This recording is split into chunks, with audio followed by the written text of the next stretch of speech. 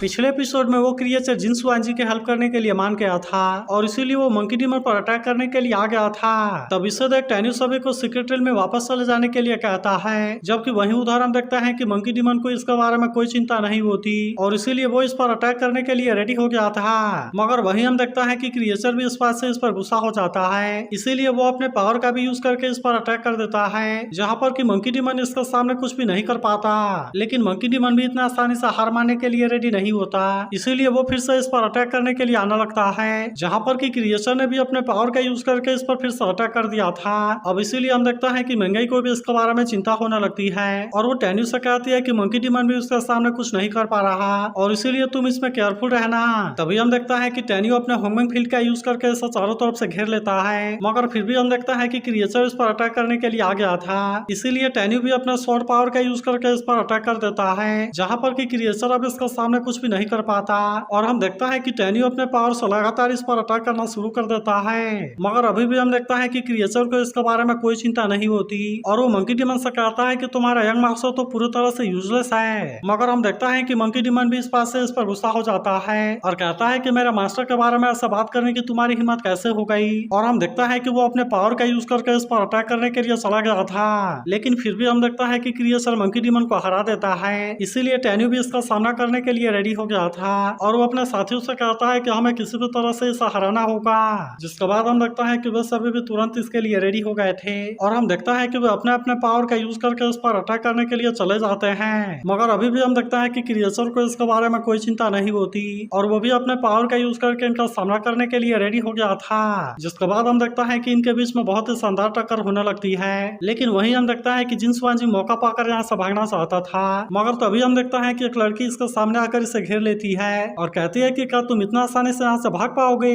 वही उधर हम देखता है कि टैन्यू क्रिएचर पर अटैक करने के लिए रेडी हो गया था, इसीलिए हम देखता है कि वो अपने सभी स्वॉर्ड का यूज करके एक साथ में अटैक कर देता है, लेकिन फिर भी हम देखता है कि क्रिएचर के सामने यह अटैक ज्यादा टाइम के लिए कुछ नहीं कर पाता और इसीलिए क्रिएचर ने इसे बहुत ही आसानी से तोड़ दिया था। मगर तभी हम देखता है कि एल्डर इवेन भी यहाँ पर आ जाता है और वो भी अपने पावर का यूज करके क्रिएचर को रोकने के लिए कोशिश करता है, मगर फिर भी हम देखता है कि क्रिएचर अपने आप को बचा लेता है और वो महंगाई पर अटैक करके उसे बेहोश कर देता है। तभी हम देखता है कि एल्डर इवेन फिर से इसे रोकने के लिए आ जाता है, जिससे देख टैन्यू को इसके बारे में चिंता होने लगती है, लेकिन इस पर एल्डर इवेन कहता है कि मैं तो हुआंगफू वाली सेक्टर के लिए अपनी जान देने के लिए भी रेडी हूँ, इसीलिए मुझे अगर यहाँ पर कुछ हो भी जाए तो फिर भी मुझे इसके बारे में कोई चिंता नहीं है। तब इसे देखो क्रिएचर कहता है कि आज मेरे सामने आने की तुम्हारी हिम्मत कैसे हो गई और अब ऐसा लगता है कि आज तुम मेरे हाथों मरने वाले हो। फिर हम देखता है कि वो अपने पावर का यूज करके अटैक कर देता है, जहाँ पर कि वो एल्डर इवेन को बहुत ही आसानी से मार देता है। तब इससे देखते ही टैन्यू इस बात से इस पर काफी गुस्सा हो जाता है और कहता है कि एल्डर इवेन को मारने की तुम्हारी हिम्मत कैसे हो गई।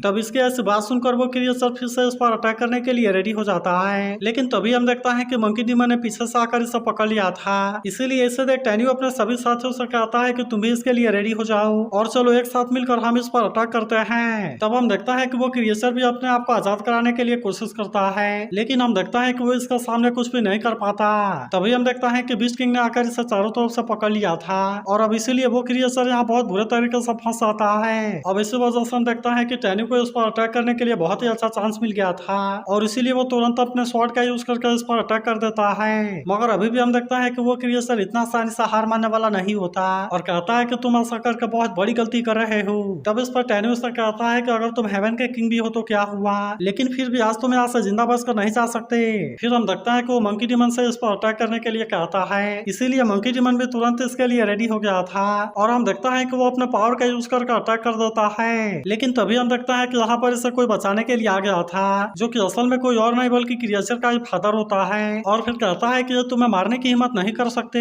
मगर वही हम देखता है कि टैन्यू को तो इसके बारे में कोई चिंता नहीं होती और फिर कहता है कि तुम तो केवल एक रिमेनिंग सोल हो, लेकिन क्या इसके बाद भी तुम्हें लगता है कि तुम इसे बचा सकते हो। फिर हम देखता है कि वो अपने पावर का यूज करके इसे बहुत ही आसानी से मार देता है, जिससे देखते हैं कि क्रिएचर का फादर इन पर काफी गुस्सा हो गया था और फिर इनसे कहता है कि क्या तुम मरना चाहते हो। मगर तभी हम देखता है कि मंकी डीमन पीछे से उस पर अटैक करके इसे भी मार देता है और कहता है कि तुम तो मेरे मास्टर के शूज को भी कैरी करने के लिए काबिल नहीं हो। तभी हम देखता है कि वो लड़की जिनसुआंजी को लेकर यहाँ आ जाती है और फिर टैन्यू से कहते हैं कि मैंने इसे भागने से रोक दिया, जिसके बाद हम देखता है कि जिनसुआंजी अपनी जान बचाने के लिए भीख मांगने लगता है और टैन्यू से कहता है कि प्लीज तुम मुझे यहाँ से जाने दो, लेकिन हम देखता है कि टैन्यू लड़की से इसे मार देने के लिए कहता है और इसीलिए वो लड़की तुरंत से मार देती है। फिर हम देखता है कि वह सेक्ट में वापस लौटने के लिए रेडी हो गए थे और टेन्यू कहता है कि एल्डर यूएन के लिए मॉन्यूमेंट बनाया जाएगा जहाँ पर उनके अचीवमेंट के बारे में लिखा जाएगा। फिर अगला सीन में हम देखता है कि सियाना अपने ग्रैंडपा तेनतायू के साथ में होती है, जहाँ तेनतायू उससे कहता है कि ऐसा लगता है कि तुम्हारा फादर के लौटने का टाइम आ गया है क्योंकि बेल भी अब बच गई है। अब इसीलिए हम देखता है कि सियाना टेन्यू को भी इसके बारे में बताती है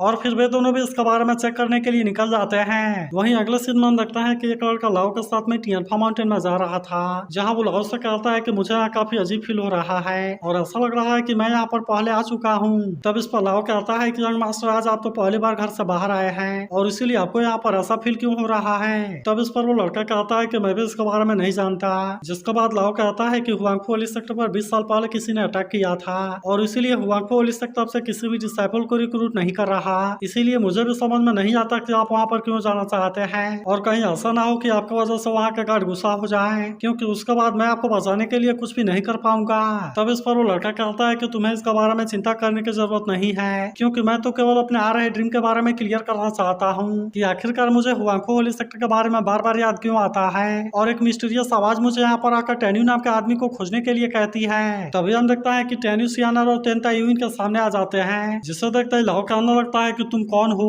और आखिरकार तुम क्या करना चाहते हो। तब इससे तक वो लड़का कहता है कि तुम्हें इतना रूड होने की जरूरत नहीं है और फिर वो इससे पूछता है कि सीनियर आप यहाँ पर क्या कर रहे हैं। तब इस पर टेन्यू भी उससे पूछता है कि तुम कौन हो और तुम टियनफा माउंटेन में क्या करने आए हो। जिसके बाद वो लड़का बताता है कि मेरा नाम सुई युलाई है और मैं किसी को खोजने के लिए हुआंगफो वाली सेक्ट में जाना चाहता हूँ। तब इस पर टेन्यू पूछता है कि किसे खोजने के लिए, जिसके बाद वो लड़का कहता है कि एक प्राइवेट मैटर है इसीलिए मैं इसके बारे में किसी को नहीं बता सकता और इसीलिए आप इसके लिए मुझे माफ कर देना। लेकिन तभी टेन्यू कहता है कि अगर तुम वहाँ पर जा रहे हो तो कहीं ऐसा तो नहीं कि तुम टेन्यू को खोजने के लिए जा रहे हो। तब यह सुनते ही इस बात से पूरी तरह हैरान हो जाता है और फिर कहता है कि मेरे ड्रीम वाले बात के बारे में आपको कैसा पता। तब इस पर टेन्यू से बताता है कि मैं ही टेन्यू हूँ, लेकिन तेनतायू समझ गए थे कि यही लड़का असल में उनका बेटा मास्टर तेनताई है और अब इसीलिए वो इसे गले से लगाते हुए कहते हैं कि फाइनली तुम यहाँ पर आ गए। वहीं सियाना भी कहते हैं कि मैं भी काफी टाइम से आपका वेट कर रही हूँ, लेकिन वहीं हम देखते हैं कि सू को इसके बारे में कुछ भी समझ नहीं आता और इसीलिए वो इनसे कहता है कि कहीं आपसे कोई गलती तो नहीं हो रही। वहीं लाओ भी हैरान होता है कि सू किसी और का बेटा कैसा हो सकता है और इसके अलावा यहाँ पर तो इसकी एक बड़ी सी बेटी भी है। तभी सियाना टेन्यू से कहते हैं कि तुम मेरे फादर के मेमोरी को रिकवर करने में हेल्प करो, जिसके बारे में सुनकर टेन्यू भी इसके लिए रेडी हो गया था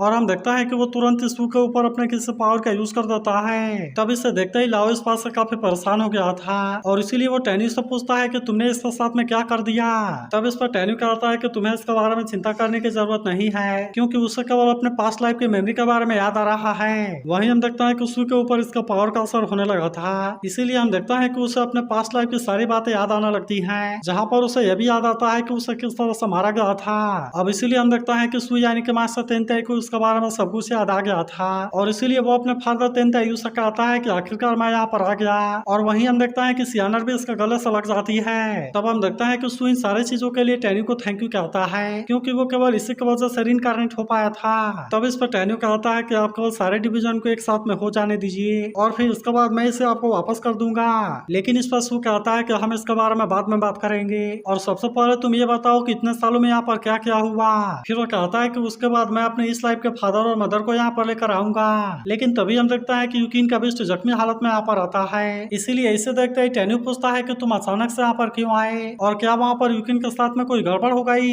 तब इस पर वो बिस्ट बताता है कि यूकिन और यानसिन की शादी बहुत ही जल्द होने वाली है और इसीलिए वो 4 साल पहले से साउदर्न किंगडम में आ गए हैं। तब यह सुनकर टेन्यू पूछता है कि उनके वेडिंग में अभी भी कितना टाइम बाकी है, जिसके बाद बिस्ट इससे बताता है कि 8.5 महीने। तब इसके बारे में सुनते ही टेन्यू दांतों को रेडी कर लेता है और कहता है कि तुम जितना जल्दी हो सके नानगोंग होली डायनेस्टी में चलो। तो क्या आपको लगता है कि टेन्यू यूकिन के शादी को रोक पाएगा? इसके बारे में कमेंट करके एक बार जरूर बताना और अगर आप इसके अगले एपिसोड के लिए एक्साइटेड हो तो इस वीडियो को लाइक जरूर कर देना।